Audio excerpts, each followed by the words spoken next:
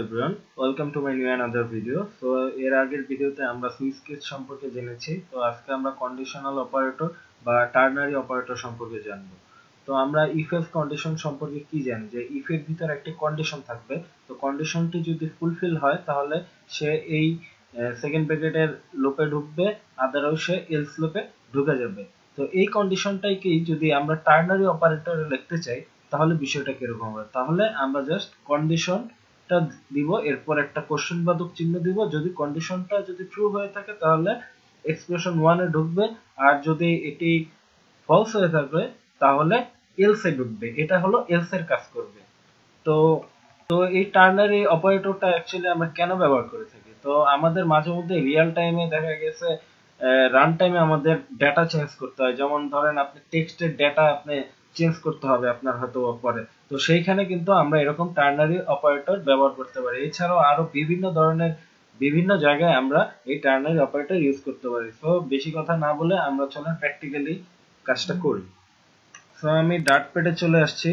তো একটি variable initialise করি, নাম দিলাম x, এটার ভিতরে দিলাম 10, আর আরেকটা নিব int.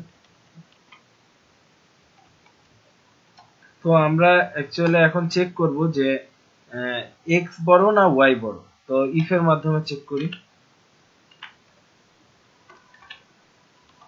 x is greater than y, then second bracket print করব y এর থেকে যদি x বড় হয় তাহলে আমরা এখানে প্রিন্ট করব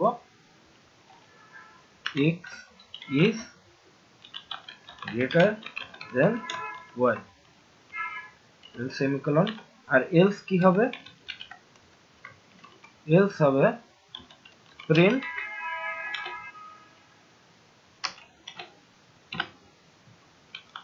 x is smaller than y। তো প্রিন্ট দেই ফার্স্টে, আমরা ইফ এলস এরটা দেখতেছি ফার্স্টে, এরপর আমরা টার্নারিটা দেখব। তো x is smaller than y because x এর ভ্যালু হচ্ছে 10। তো এই যে এই কাজটাই আমরা যদি টার্নারি অপারেটরে করি তাহলে আমাদের ফার্স্ট হলো কন্ডিশনটা দিতে হবে, যেমন x is greater than y, then question mark, then আমাদের ফার্স্ট এক্সপ্রেশনটা দিতে হবে।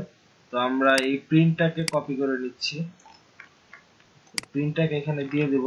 আর যদি x বড় হয়ে যায় তখন আমরা এই যে এটা দিয়ে দেব, মানে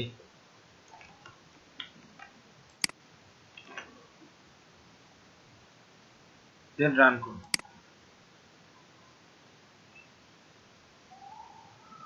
তো দেখতে পারতেছেন ইফেও কিন্তু x is smaller than y, এখানেও কিন্তু x is smaller than y দেখাইতেছে। তাহলে এই দেখেন আমাদের এই কোডটা করতে আমাদের কিন্তু 1 2 3 4 5 6 লাইন লিখতে হয়েছে, আর আমরা কিন্তু এক লাইনে কিন্তু এই কোডটা শেষ করতে পারলাম। তো এই হচ্ছে আজকের ভিডিও টিউটোরিয়াল টার্নারি সম্পর্কে। তো ভিডিওটি যদি ভালো লেগে থাকে এবং আপনি যদি সাবস্ক্রাইব না করে থাকেন তো সাবস্ক্রাইব করে পাশে থাকবেন। And thanks for watching my video.